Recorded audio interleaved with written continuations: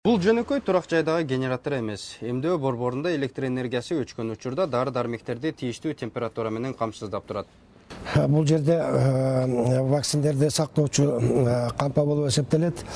Ошо биз аэропорттон алып келгенден кийин ошо складка биз вакциндерди температуралык режимде сактоо боюнча бул кампага алып кирип эметебиз. Эмдөө каражаттарынын ар биринде температуралык индикаторлор жайгаштырылган. Алардын өңүнө карап дары-дармектердин абалын көзөмөлдөшөт. Могу сырткы куруктун ичиндеги түскө окшоп кетсе, бул уже вакцина жараксыз болуп эсептелет. Жалпысынан алганда эмдөө каражаттары заманбап шарттарда сакталат. Ага жарыша сапаты да шайкеш келиши шарт. Ага карабастан акыркы күндөрү эмдөөдөн баш тарткан учурлар көбөйүүдө дейт эмдөө борборунун жетекчиси. Акыркы мезгилдерде ушу биздин республикада диний көз караштагы адамдар ушу туура эмес маалыматтарды таркатып атат да. Мына жакында эле ушу Манас жаңырыгы телевидениеден Чубак ажы дагы чыгып сүйлөп, ушу суроо жоопко берип, ушу эмдөөдөн баш тарткыла дегендей дебис кылып атыптыр. Бул маселе боюнча азыр иштеп атабыз. Канча күн болдуңар? 15. Саламаттыкты сактоо министрлигинин эмдөө графигине байланыштуу ымыркай төрөлгөндөн кийин 24 сааттын ичинде сарыктын Б түрүнө каршы биринчи эмдөөнү алат. Төрөт үйүнөн чыгаарда кургак учукка каршы эмделип, 11 жашынан тарта ар бир 10 жыл сайын кептөөр, сенек, шал оорусу, көкжөтөл жана башка илдеттерге каршы эмделет. Натыйжада өлкөдө 93-жылдан бери шал оорусу катталган эмес.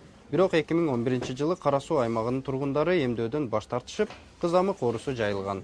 Ошондо 98-жылы төрөлгөн кыз, окуучу кыз Анжиянга туугандарына барып, ошол мезгилде Өзбекстанда кызамык жүрүп аткан. Ошол жерде ооруп келип, анан ошол көчөдөгү балдар эмделбей калган, баягы убагында барып алар баш тарткан, ошолор баары ооруп калбадыбы?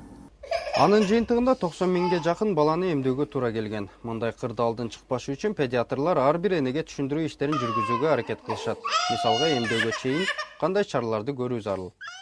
Супрастин деген дарынын бирөөсүн 4кө бөлүп, бирден бөлүгүн беребиз 3 күн алдына. Ошо анан 3 күндөн кийин келип уже прививкасын ала беребиз. Эмдөө дени сак балдарга гана жасалат. Ага байланыштуу ар бир ымыркайды үйүнө чейин барып, саламаттыгынын өнүгүшүн көзөмөлдөйбүз дейт педиатр Майрамгүл Серкебаева. Төрөгөндөн кийин бизге маалымат беришин сурайбыз. Андан кийин биз биринчи жолу бала төрөт үйүнөн чыккандан кийин биринчи 3 күнүнүн ичинде үйүнө барып көзөмөлгө салабыз. Ошондой эле баланы бир айга чейин үйдөн көрүп турабыз. Бирок мындай жигердүү иштерге карабай эмдөөдөн балам жабыркады деген энелер да жок эмес. Кичинекей Артем 9 айлык, бирок баспайт, сүйлөбөйт. Эми гана түстөрдү айырмалай баштады дейт апасы.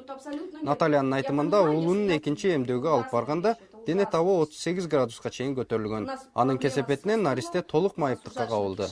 Я вызвала скорую, но мен тез жардам чакырсам, эмдөөдөн кийинки дене табынын көтөрүлүшүнө биз барбайбыз деп келишкен жок.